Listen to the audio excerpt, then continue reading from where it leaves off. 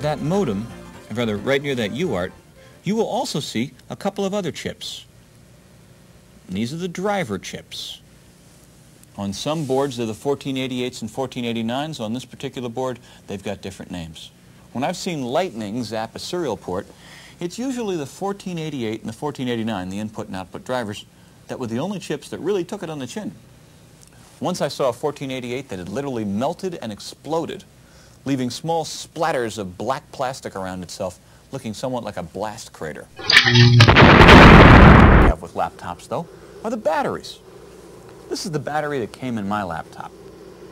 Now, you notice this Frankenstein device that I have on it. I'm going to explain that in a minute. A lot of people have a lot of misconceptions about batteries, and I want to take a minute to talk with you about that. As you probably know, the rechargeable batteries inside your laptop are called NiCads, nickel-cadmium batteries. The misconception that a lot of people have is that NiCads have something called a memory. Now, that was true once. Once upon a time, if I discharged this battery halfway and then charged it back up, and did that a lot, discharged it halfway, charged it back up, discharged it halfway, charged it back up, I would lose the ability to use the full charge on the battery.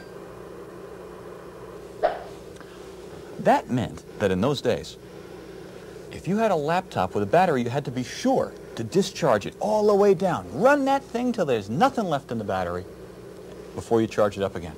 And that was a big pain in the neck. Even scarier, though, is with newer, more intelligent laptops. Well, this laptop here has got an intelligent power management system. If this battery is about 10%, 20% of power left, this laptop won't run at all. Now, this kind of scared me and a lot of other people who own notebooks. We said, well, if you can't discharge the battery all the way, doesn't that mean the memory will start to kick in? We'll have a battery that'll be no good. Well, some people try to discharge these batteries fully by putting a resistor or a light on them. Turns out that's exactly the wrong thing to do.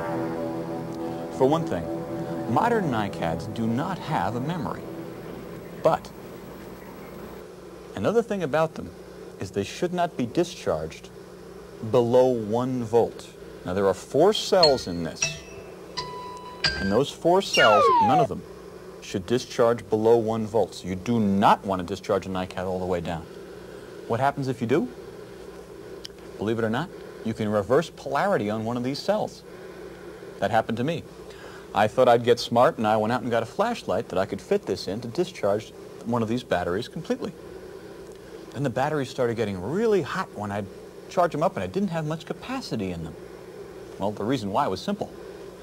2 of the cells inside had reversed polarity. So I was forcing power into the battery backwards.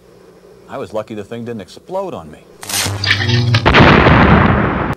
When I'm finished discharging, if I've done a complete analyze, all the way up, all the way down, then I know the capacity of my battery. That's a useful thing to know.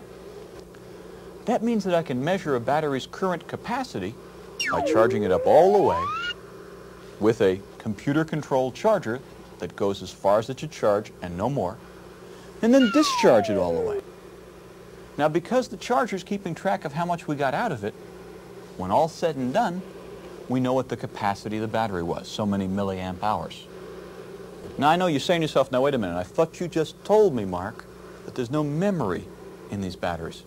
Why would they lose the ability to discharge? Well, simple. There's no memory, but there is another problem. You see, if you run the battery, discharge it or charge it, when it's too hot, say over 110 degrees, and you'd be surprised how often a battery is put in that position. Or, if you overcharge a battery, crystals form inside the battery called dendrites. Those dendrites reduce the capacity of the battery. One way to get rid of it is to do a complete analyze. Charge all the way up, go all the way down, 3 times in a row. Now, that would be a pain in the neck. You could certainly do it by hand.